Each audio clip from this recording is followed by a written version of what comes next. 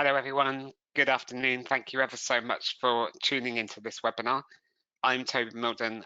We're just going to wait a couple of minutes to allow people to join. I think we've got about 17 people attending so far. So let's just give it a moment to allow the system to catch up and log everybody on.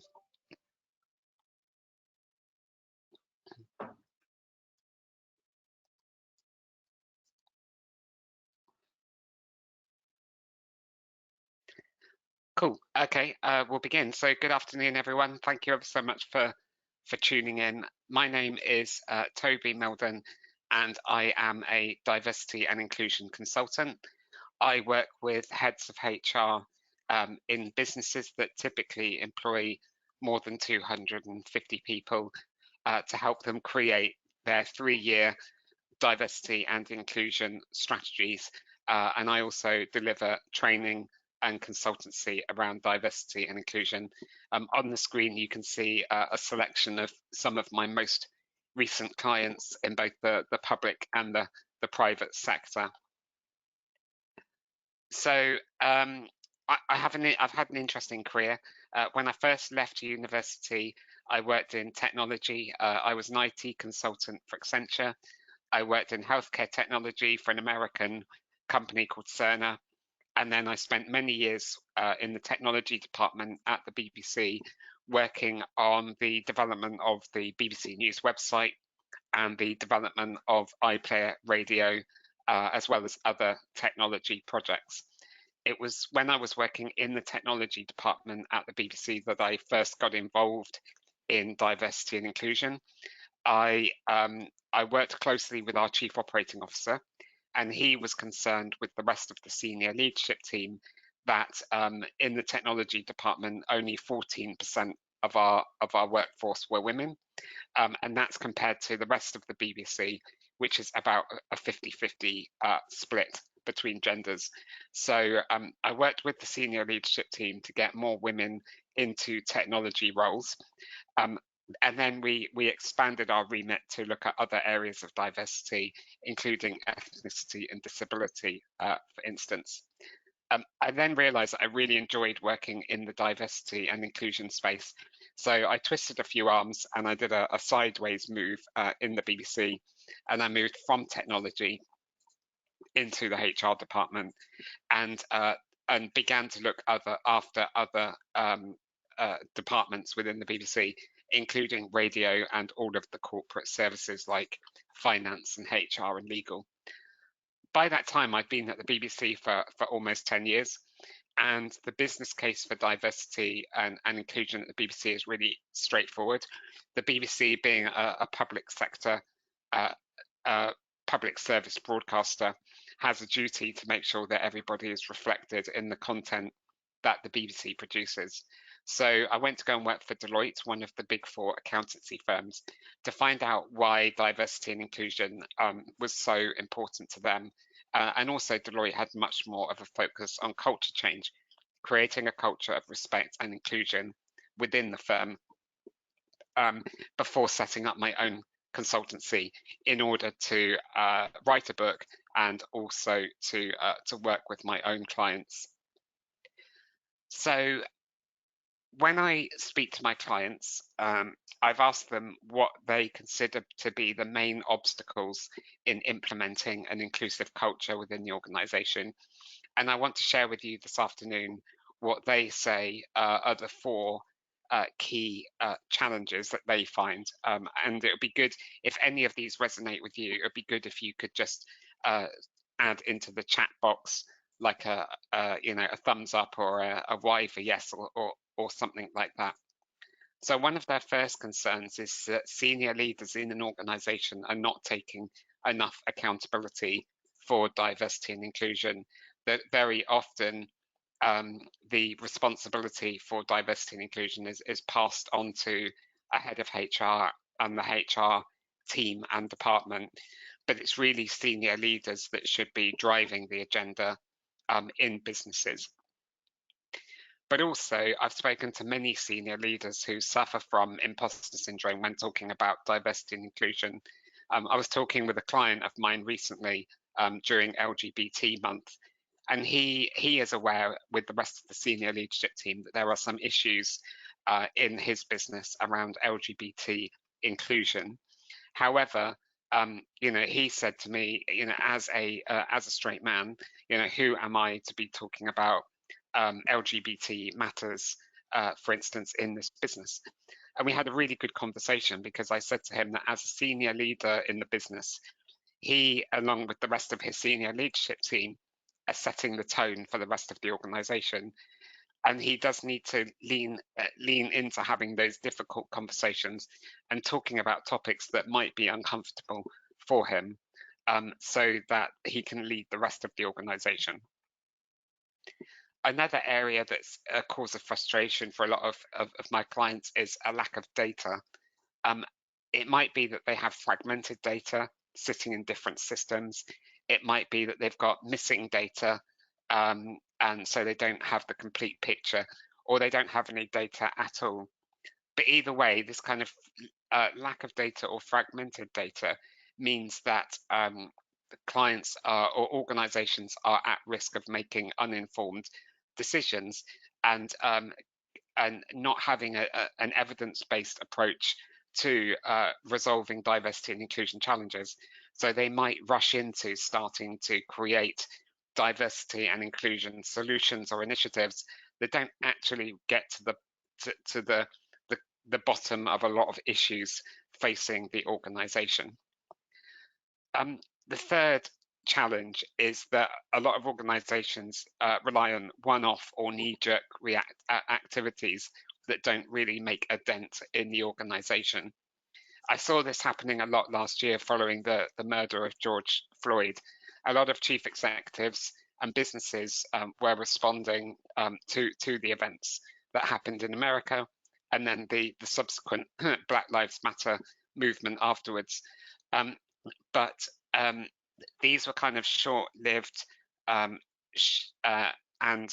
short-lived initiatives that didn't really scratch the surface. They didn't really shift the culture in the way that the culture had to be shifted in the business, or it didn't really address the systemic racism that is found in a lot of organizations. So, and there's this over-reliance on these kind of one-off activities like sponsoring a pride float, or holding a conference for International Women's Day or Black History Month or something like that, without really getting under the bonnet of an organization or really addressing the DNA or the culture of that organization. And there's often a lot of window dressing going on. And what I mean by window dressing is presenting out to the outside world that you are an inclusive place to work. So that could be sponsoring events, writing press releases, saying great things on your website, but not a lot of focus being paid internally on some of the systemic issues that's creating inequality in your organization. And then the fourth and final key challenge that a lot of organizations that I talk to face is that it's the HR department that's taking the lion's share of responsibility for diversity and inclusion in the organization.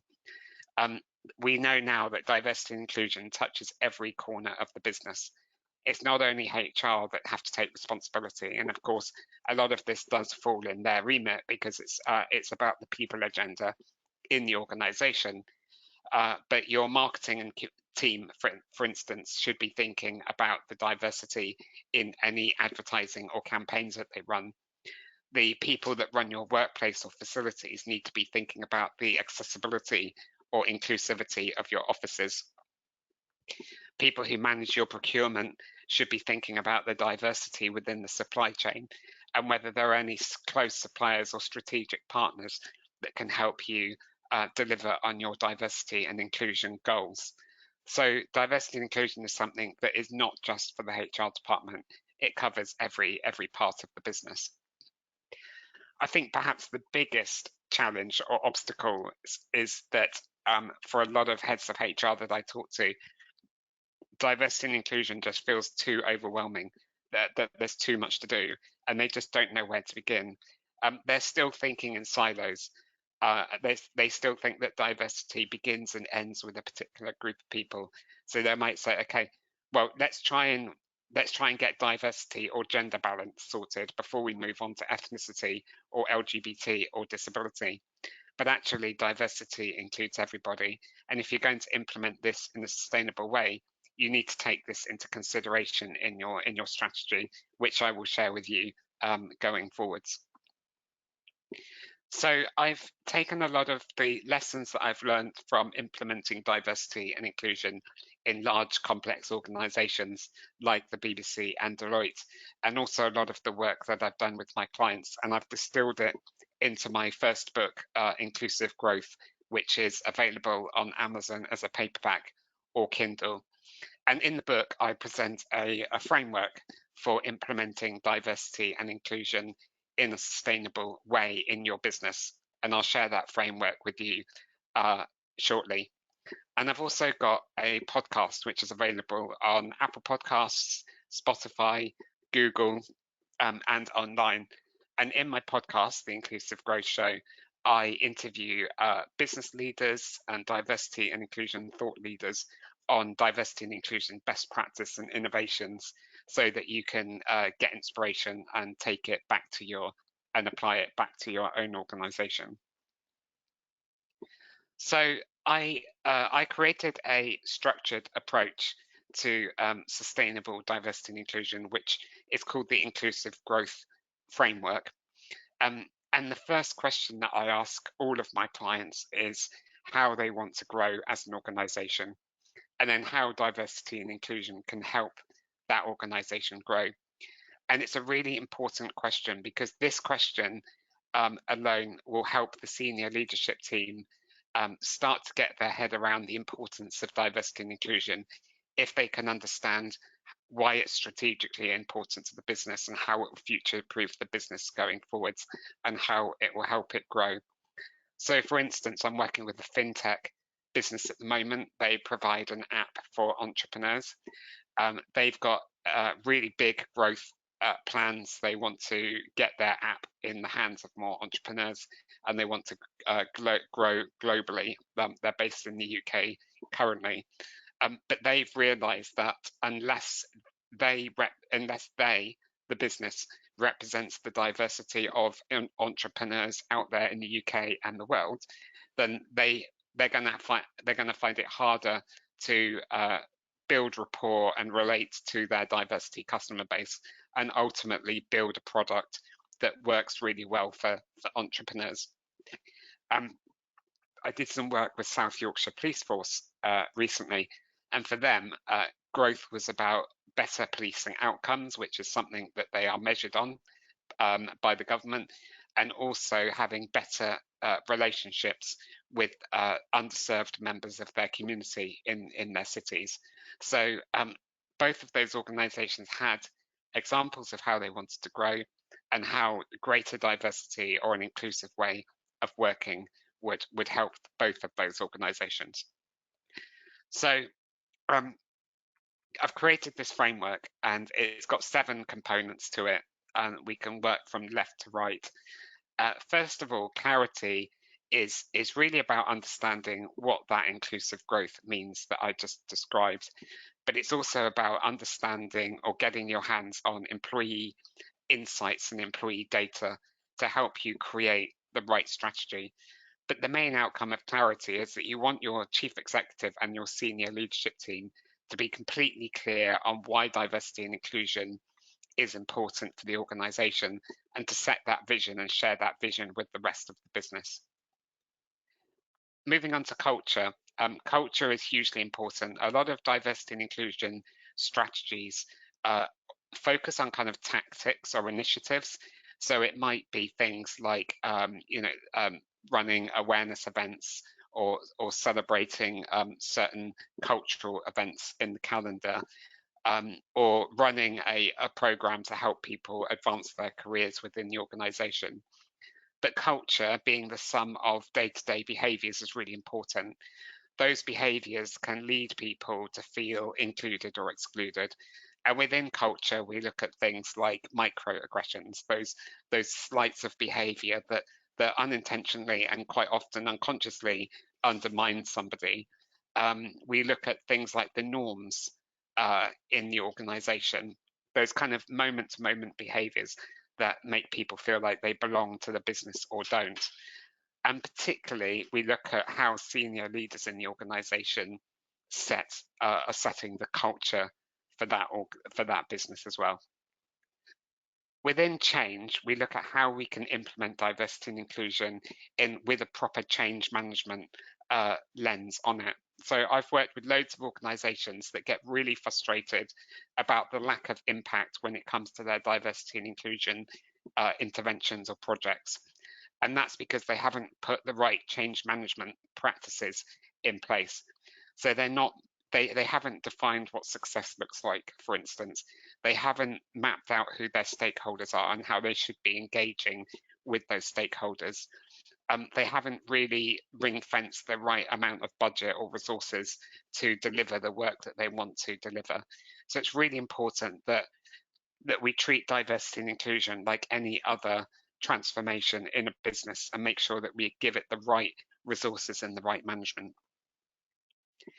Now, colleague experience in design is really the center of this model, and it takes a human-centered design approach or thinking to applying diversity and inclusion to your business.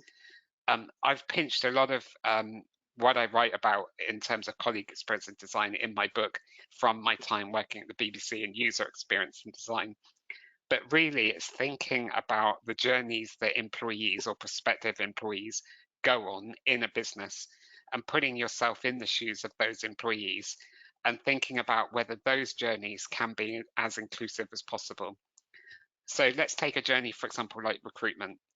If you were to break down your recruitment process into all the different stages, you might find that, and then you kind of wear different hats. So you think, okay, what would it be like for somebody who's autistic to go through this journey? What would it be like for somebody who's a working parent to go through this journey?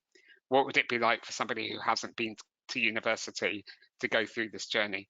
So you think about the journey wearing lots of different hats and building that end user empathy to identify the speed humps and the roadblocks that either slow somebody down or prevent them from completing that journey. In the case of a recruitment journey, completing the journey would be, for instance, being offered a job at the end. That's the ultimate goal. So you want to identify those speed humps and roadblocks, and then your job as a diversity and inclusion practitioner or business leader is to try and remove as many of those speed humps and roadblocks or obstacles as possible.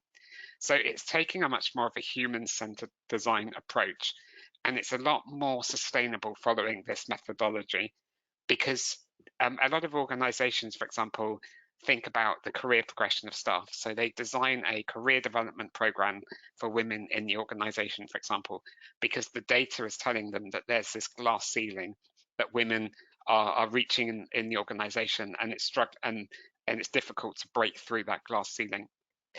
But then they start to think about things from an ethnicity perspective. And I've worked with organizations who've had two programs running, one for women and one for people of an ethnic minority background. But it would make much more sense just to have one inclusive career development program that everybody in the organization participates in, but it's really inclusive. And that means you may have to take some positive action to encourage people from underrepresented backgrounds to get onto the program. But essentially, you've got one really inclusive career development program. And that is a result of taking a human-centered design thinking approach to diversity and inclusion. The last one in the red section is cyber, and there's two elements to this. First of all, there's loads of technology out there that can help you with diversity and inclusion and scale up your efforts. So, for instance, there's technology out there that can help you monitor and measure the inclusivity in your organization. There's apps out there where people can log instances of microaggressions, and it gives you a heat map of what behaviors are happening in which parts of the business so that you can take targeted action. The other side of cyber is to make sure that it's accessible. And this accessibility of technology is important, is as important now as it has ever been, as we are seeing an increase in people working remotely and hybrid working. So you need to make sure that the tools that you use in business, so it could be uh, conferencing software like we're using right now, GoToWebinar. It could be your intranet, it could be your learning management system, your intranet, your career development, your applicant tracking system. All of those technologies have to be accessible for people that have various impairments. So, for instance, if you have compulsory training in your organization and that training doesn't include subtitles, that could mean that somebody who is blind or visually impaired that uses a screen reader might have somebody who's deaf who might struggle to use to consume those videos because it doesn't have subtitles. But also it could be somebody where English is a second language, or it could be somebody working in a noisy environment where they don't have headphones to listen to the training. So something like subtitles on training benefits a lot of people. We then move into the final area of the framework, enhancing, and we've got collaboration and celebration. And collaboration is really about how you can work as one organization rather than just the HR department taking responsibility. If an organization also has diversity networks or employee resource groups, it's about making sure that those employee networks are strategically aligned with a centralized plan that the chief executive and their senior leadership team develop. But collaboration is also about things like collaboratively working with your supply chain to help you achieve your diversity and inclusion goals. It might be that you outsource particular parts of your business. So you might outsource IT, or you might outsource finance to another company. And those companies are really great partners to help you achieve your diversity and inclusion goals. I think one of the biggest collaborations that we have to look for is working with our recruitment agencies that recruit people on our behalf to make sure that they are presenting to you a diverse shortlist when they go out and find candidates. Now, celebration is at the end, and it's at the end for a reason, because a lot of organizations do the celebration first. We get what we call this rhetoric gap between what organizations present to the outside world and what the lived reality is for people in the organization. So on your website, in press releases, at conferences and things like that, an organization might talk about how inclusive it is and how important diversity is, but there could still be people in the organization that are not feeling like they belong to the business. Therefore, it's really important that you do all of the hard work to increase the inclusivity, improve the culture of your business, so that you have something really genuine and authentic to talk about. And within celebration, I help my clients create their inclusive employee value proposition or their employer brand. And then that puts them in a really great position to be able to attract diverse talent going forwards. So what I want to do is I just want to do a quiz with you, and I'm hoping the technology works, because I'm going to put in the chat box a link. So I just need to, I'm not sure if you've received that link, if somebody can confirm.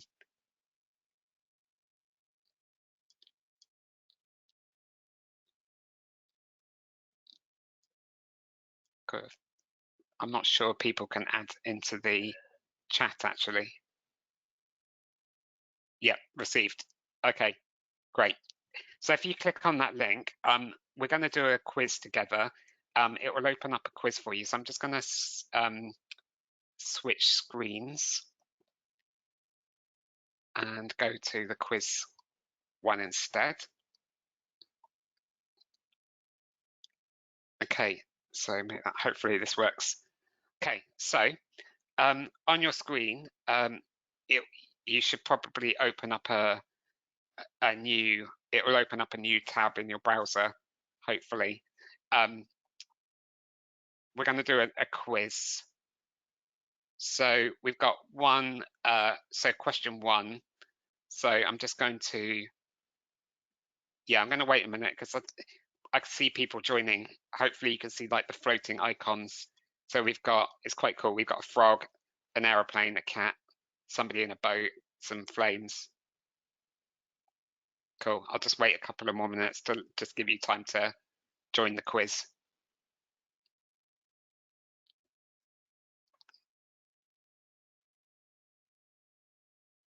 Cool.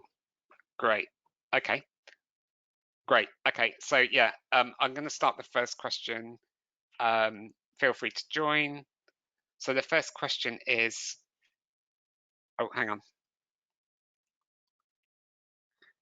Sorry. Just get my keyboard up a minute. Okay. So just bear with me. Sorry about this. Okay. So bear with me. So, okay, you should have had a first question now. So do you have a D&I strategy spanning at least 3 years? You've got 20 seconds to respond to that question on your screen. Let's see how many. 6 seconds.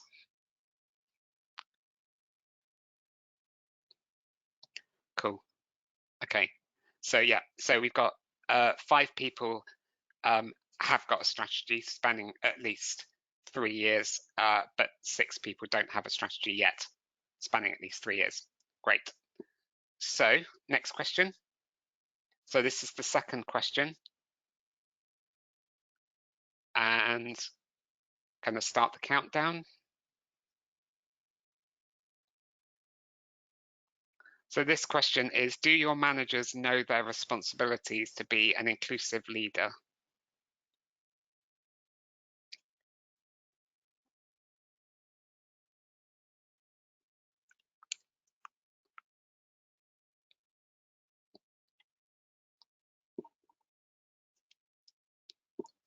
Okay, time's up. Great, excellent. So yeah, we've got 8 people say that they do know their responsibilities, and 3 people say that they don't know the responsibilities. Okay, so let's go on to the next question. There's 7 questions in total, so this is question 3 of 7. So the question will be appearing on your screen. So are you applying a change management model to give structure and steps to implement diversity and inclusion change?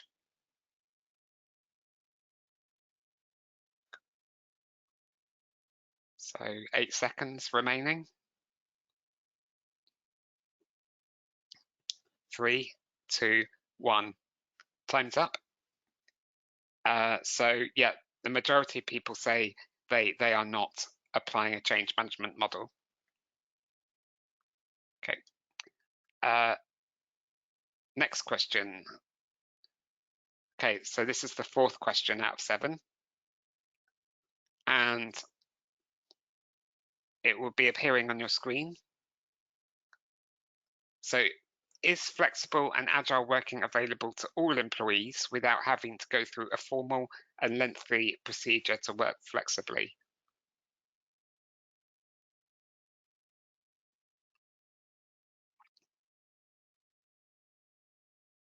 Three, two, one. Time's up. So yeah, the majority of people, yeah, and I've seen this this question improve over the last few months because of the pandemic. There's definitely a lot more appetite for ensuring people can work flexibly. So that's positive to see. Okay, so I think we're going to just see some interim results. So yeah, so congratulations to Millie, BG Lan, Puggy, and Amanda. You're kind of in joint first position with 3,000 points each. So we're going to continue with a few more questions to see if we get a winner. So here we go. So question 5 of 7. Okay, so within the last 12 months, have you audited your website to at least the Web Content Accessibility Guidelines 2.1 AA level? That's WCAG 2.1 AA. So 8 seconds on the clock.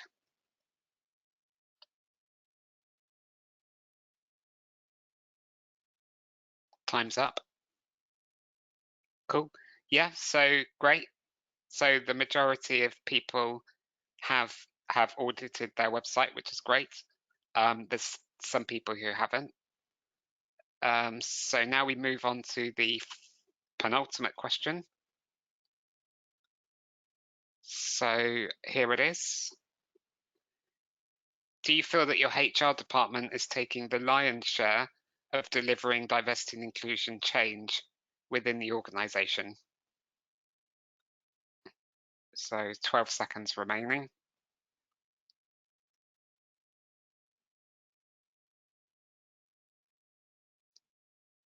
3, 2, 1. Time's up. Okay, so, almost 50-50. Just slightly more people saying yes, they feel that that is the case. And just under half say that that's not the case in their business. The final question, question 7 of 7. Here we go. So do you think that your organization is focused too much on winning awards rather than implementing systemic change to become more inclusive?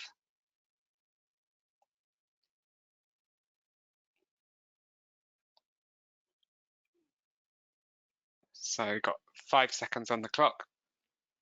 3, 2, 1. Time's up. Cool. So yeah, majority of people are saying no, that's encouraging. And there one person feels that that is happening within their business. So let's see if we've got a winner. Here we go. Has it changed from earlier? Brilliant. So yeah, congratulations to BG LAN for winning the competition.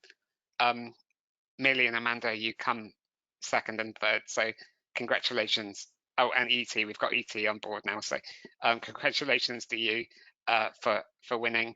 I think the questions that I shared with you earlier are part of a free benchmarking tool that I've created, which is available on my website. If you put your details in the form that should be showing on your screen, I will send you a link to the scorecard, and I will also send you a free copy of my book in PDF format so that you can read it afterwards. So all you have to do is put your name and email address, and then I'll email that to you this afternoon, so you have a copy in your inbox. So thank you ever so much for that. I'm just going to go back to my slides because I'm going to share with you now. Bear with me while I make it full screen. Some useful tools and strategies that you can use. So I just need to flick through these slides because we've covered these in the quiz, so we don't need to do them again.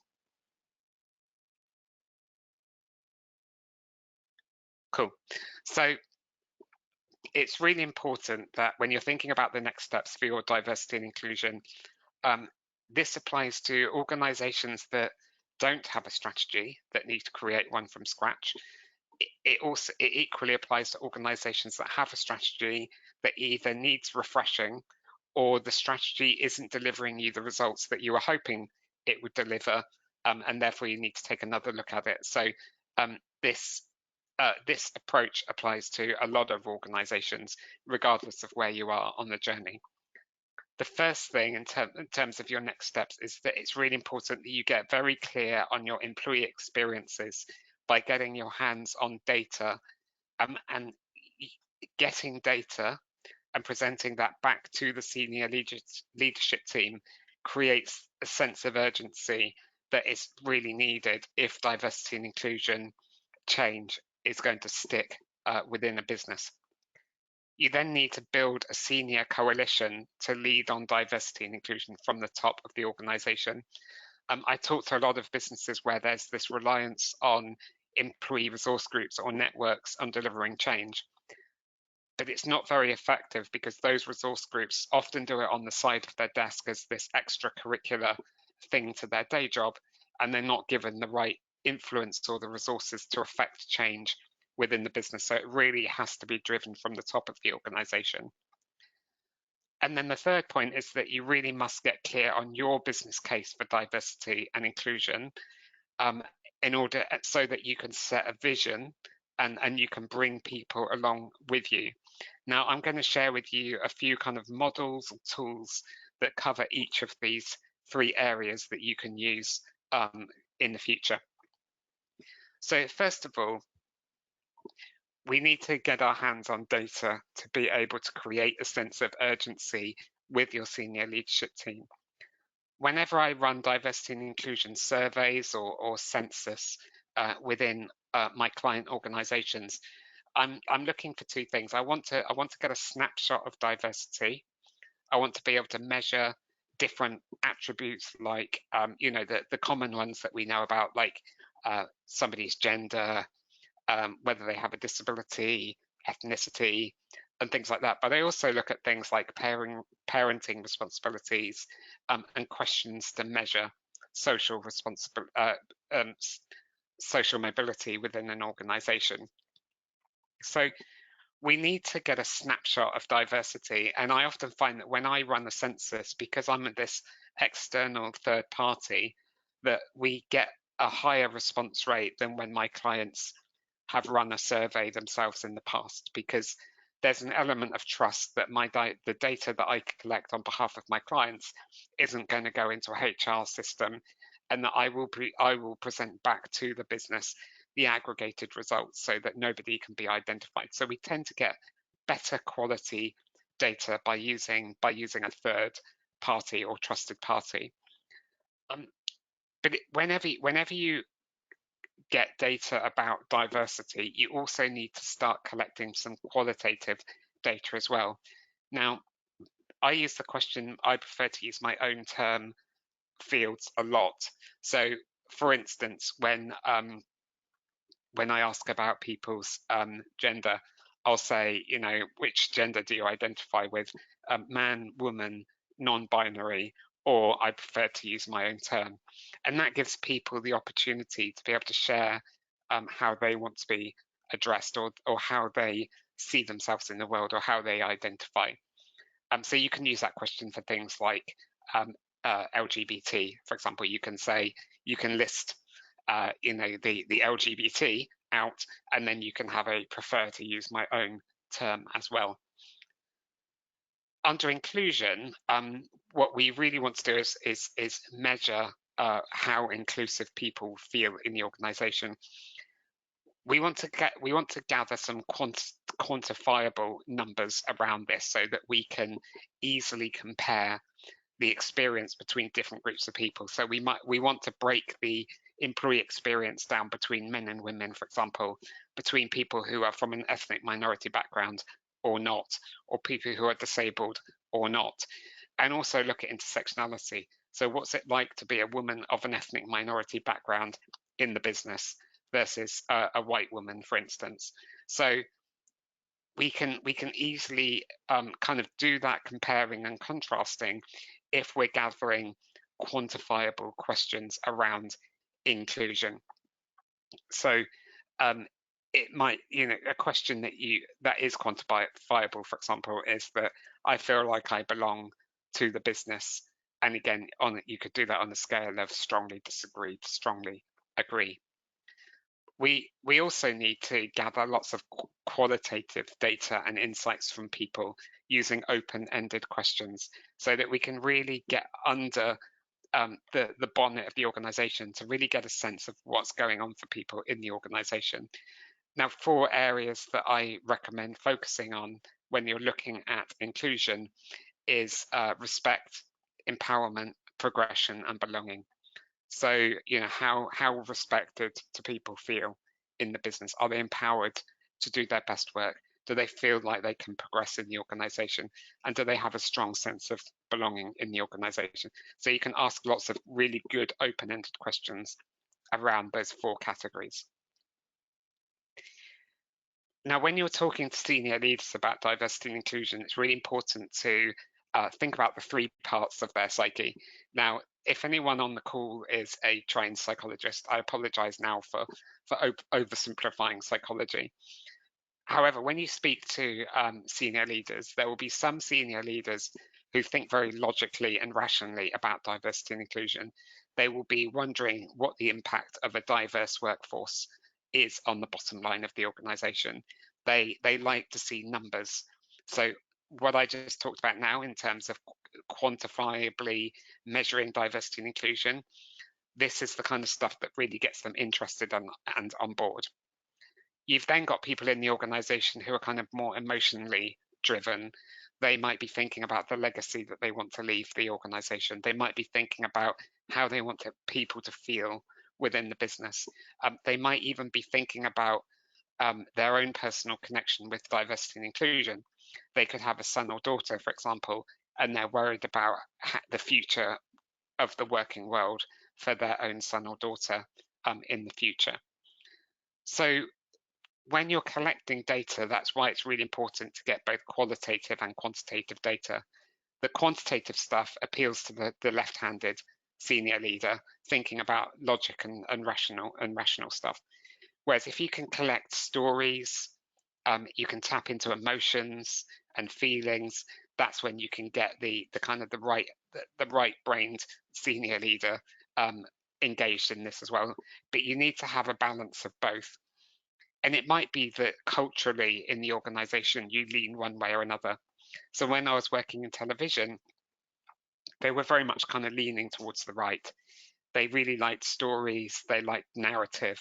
Whereas when I worked at Deloitte, because they're an accountancy firm, they, naturally they thought in terms of numbers and data. So knowing who your audience is and what language works for them really helps you land diversity and inclusion. Now, the thing is, everybody's got this big red dot in the middle. And this is where we find things like unconscious or implicit bias. It's where a lot of fear sits. People saying or doing the wrong, people not having conversations with people about diversity and inclusion because they're afraid of causing offense or saying the wrong thing or using the wrong language. And there's also a lot of imposter syndrome sitting in this big red dot as well. The case before, the example that I gave before about the senior leader that I worked with, he was really hesitant about talking about LGBT matters during LGBT History Month because he himself didn't identify as a gay man, so he was concerned about how he would appear to his colleagues.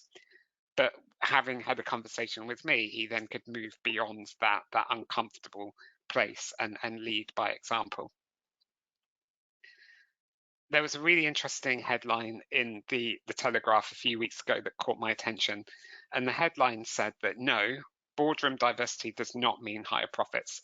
Beware of the temptation to accept research just because it supports a view that we would like to be true.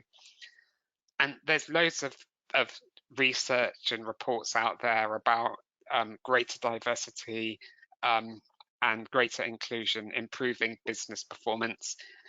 McKinsey have written 3 reports now where they provide data around profitability of an organization by looking at how gender balanced a boardroom is and the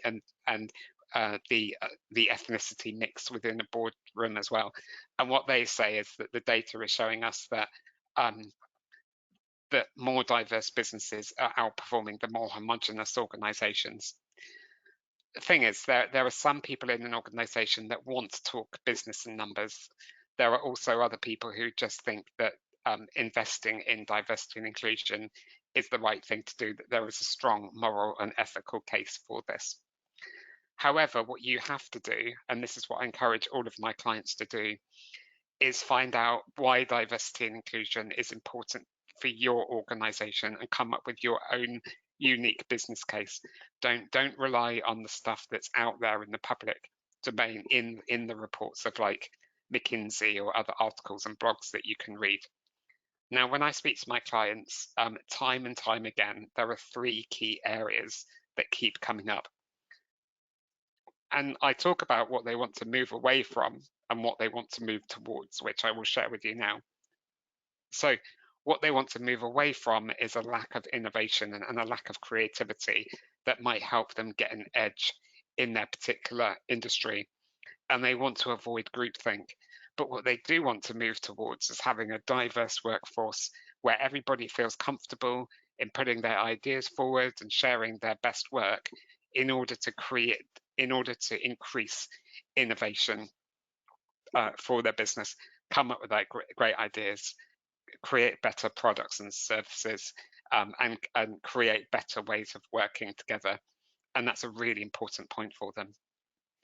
A lot of HR directors that I talk to are concerned that with a lack of inclusion, employee engagement goes down and employee potential goes down as well. But if we can create a culture, an environment where people feel like they belong, they feel like they're empowered, they feel respected for who they are, they don't have to hide aspects of themselves if they don't have to or need to, that they can thrive within that organization, that they're happier, more engaged employees, but also they can reach their maximum full potential as well. And again, that comes back full circle in terms of delivering value back to the business. And the third and final area is really about reputation, about avoiding a situation where people are talking negatively about you in the public domain on Glassdoor, for example, or LinkedIn, or on social media, or even amongst just family and friends. They want to create this great employer brand or reputation so that it's much easier to attract talent going forwards and that you are seen as a fantastic place to work. And we've seen how damaging negative cultures can have on an organization. Only a couple of months ago, we saw the headlines about Brewdog, for instance, having a culture of fear within the business and the damaging effects that that brand has had on their business. So a lot of my clients are really concerned about their employee brand. So that's where you can intentionally create your inclusive employee value proposition as well. But it's really important that you come up with your own reason why. And then I highly recommend linking that why back to the growth of your organization, thinking about how you want to grow your business in 2022 and how a more diverse workplace and a more inclusive culture will help you achieve that growth with a lot more effectively than without diversity or inclusion. Once you've got clarity on this, it's really important that you come up with a plan. You have to be really organized and well and methodical about implementing diversity and inclusion within your organization. And whenever I work with my clients, I work with them to create a strategic house like the one displayed on the screen. So first of all, you have to be really clear on your vision for diversity and inclusion at the top in the big red triangle. This is where you can talk about how diversity and inclusion will help your business to grow. And it's the responsibility of the chief executive and the senior leadership team to communicate that vision and explain why it's the job of the chief executive to really focus on why diversity and inclusion is important to the organization. And then that chief executive can let the rest of the organization figure out the what and the how, but they have to be really clear and they have to communicate the why diversity and inclusion is important to bring people along. Now, in order to increase diversity or to increase the inclusivity of an organization, you will need to come up with some strategic themes or aims. So you might want a strategic theme might be to look at culture. Another strategic theme might be to look at talent attraction and recruitment. Another one might be to look at career progression, career advancement, that kind of thing. But in order to achieve those themes, you need to break those down into measurable, SMART objectives. So objectives that are specific, measurable, achievable, realistic, and they have some sort of time stamp on them so that you know when you want to accomplish them by. Underpinning the vision and the strategic themes and the objectives is having a really strong communications plan in place, both internally and externally, so that people internally know what's going on, but also you can communicate externally about the journey that you're going on. but it has to be also underpinned by your values and principles. So if you've already got stated values, make sure that you're living and breathing those. Now, you might have an explicitly stated value about diversity and inclusion, but you might have an implicit value as well. So, for instance, when I was working at the BBC, one of our values was that we are one BBC. Great things happen when we work together. Now, we can only achieve great things and work together effectively if we behave in an inclusive way. So you can link diversity and inclusion to a lot of organisational values, but they really should be underpinning the delivery of your plan and the behaviours that go with that. So as I mentioned earlier, if you want to do a benchmarking exercise on your own organisation, I will, if you responded to the quiz earlier, I will send you a link, or you can go to my website, mildon.co.uk/score-card. There's a whole series of questions. When you answer the questions, you get a report afterwards, which you can print off or email to your colleagues, and then have a conversation with them about what gaps exist and what gaps need plugging. And if you want to have a phone call with me afterwards to go through your report, then I'm more than happy to do that to help you pull your diversity and inclusion plans together for next year. So thank you ever so much for joining me this afternoon. We have got 9 minutes left on the clock, so if you have got a question that you want to ask me, then by all means pop it in the chat box, and I'm happy to answer that for you. So other than that, thank you very much, and I hope you have a lovely rest of the afternoon.